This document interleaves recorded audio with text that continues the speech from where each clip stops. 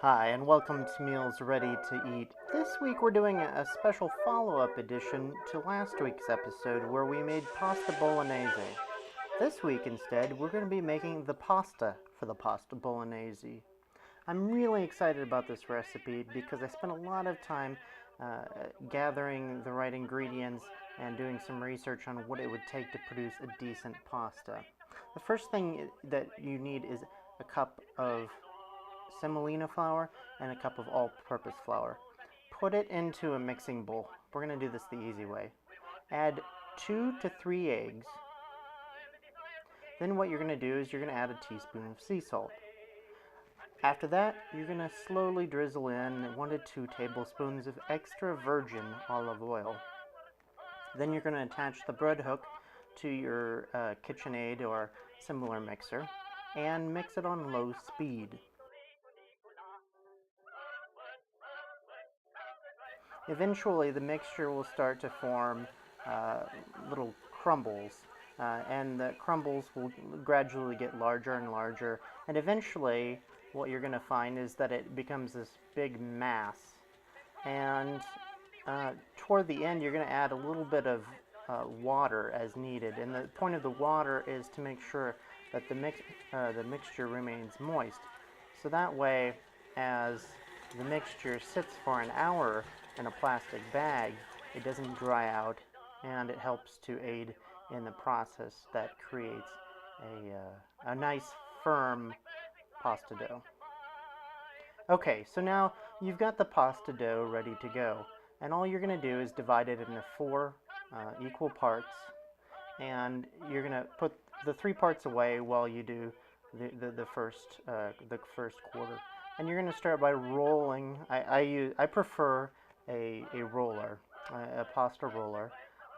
There are several on the market, but they're almost exclusively from Italy. And the way it works is you kind of roll it out with a rolling pin, and then in doing so, you're going to roll it through the first setting, which is marked number 1. You're going to do that about 10 times. And the further along you go, the further number of times you actually need to roll it through. So by the time you get to the number 6 setting, you really are only rolling it through once. But you'll notice as you're rolling it through, the whole mixture goes from a sort of heterogeneous mixture to a really pure sort of uh, uh, uh, consistent and very elastic material. What you're looking for here is to avoid the trappings of a pasta that is crumbly. If it's too crumbly as you roll it through, you can tell because on the edges it's going to crack. And then finally what you're going to do, once you get through that 6th setting, you're going to put the pasta out and then you're going to cut it. What works really well, I originally started doing this with a knife, but then I found a pizza slicer worked far better. So try a pizza slicer, you'll get it done really quickly.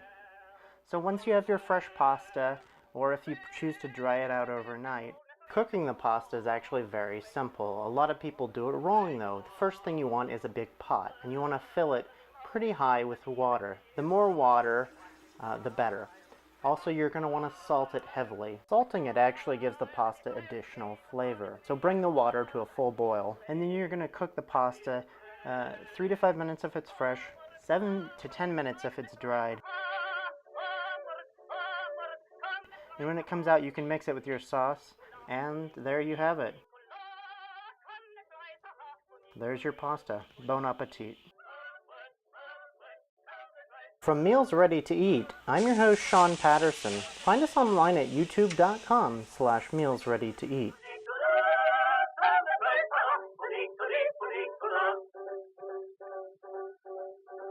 Then come, be wise and seek the skies arise. There's such a view, there's such a view.